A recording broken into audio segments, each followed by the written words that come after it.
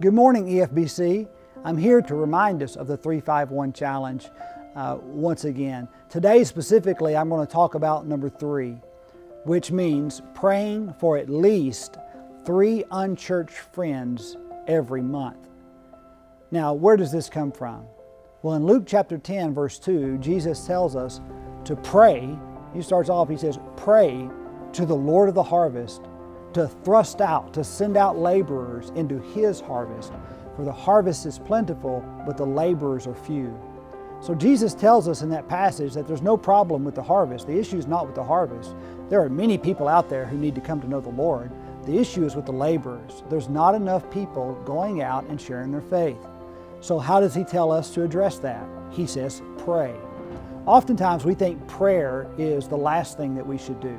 We hear people often say, well, all you can do is pray, almost like it's a last resort. Reality is, prayer is the best thing that we can do. As a matter of fact, prayer is the strongest weapon of a believer. So I want to encourage you to be faithful in praying for your unchurched neighbors and friends and family members. Pray specifically for God to break their heart concerning sin. Pray that God would break them and help them to see their need of a Savior, their need to turn to Jesus Christ and be forgiven. Pray for God to remove the blinders that has them blinded to the reality of the gospel. Don't just pray casual prayers. Don't just pray devotional style prayers. But get in your prayer closet and truly seek the face of God with intensity and fervency. Pray for them daily, several times a day. Make sure you are praying for at least 3 unchurched friends every month. This is what it means to be faithful. This is how we labor in the harvest. How? By praying.